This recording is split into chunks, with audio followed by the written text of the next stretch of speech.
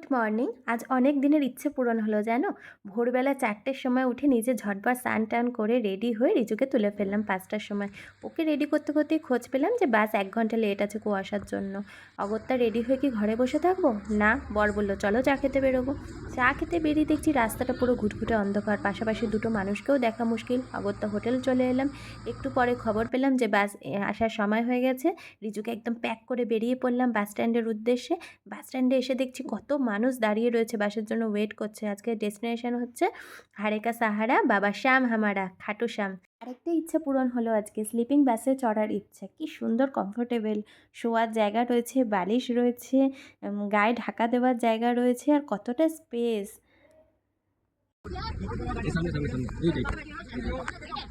প্রচুর মজাটা দেখো, বলছে এটা বিছানা বাস। উঠে কি লাফালাফি, কারণ ট্রেনে দেখেছে, বাসে তো এরকম দেখেনি, বাসেও চাপেও নেই, প্রথম চাপলো।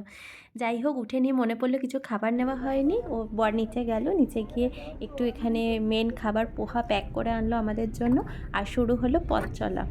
তো বাস চলছে চলছে চলছে, অবশেষে 1.5 ঘন্টা পর পৌঁছালাম আমরা বাবা শ্যামের দরবারে। পৌঁছেই আমরা তিলক লাগিয়ে নিলাম মাথায়, রিজুও কিন্তু ছাড়েনি, রিজুও লাগিয়েছে।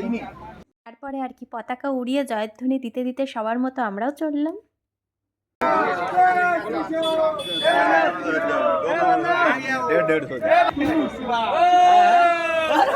ভগবানের নাম করে অগন্তি ভক্তদের পিছনে লাইনে দাঁড়িয়ে পড়লাম। শুধু একটাই অপেক্ষা, কখন দর্শন হবে, কখন দর্শন হবে। রিজুও কিন্তু সমানভাবে লাইন দিয়েছে আমাদের সাথে, ওকে কিন্তু আন্ডার এস্টিমেট করলে হবে না। সকাল থেকে একভাবে জেগে রয়েছে, সেই ভোর 5টার থেকে, একটুও শোয়নি।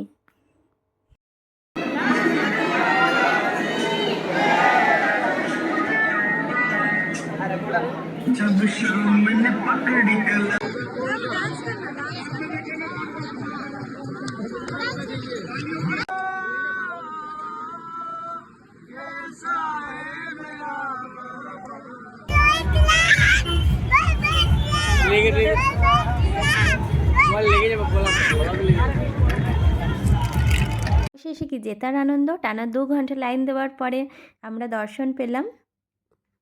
অবশেষে এই বড় গেট আর শ্রীকৃষ্ণের হাতের বাঁশি, এই দুটো দেখার পরে কিন্তু আমরা হোটেল ফিরেছিলাম।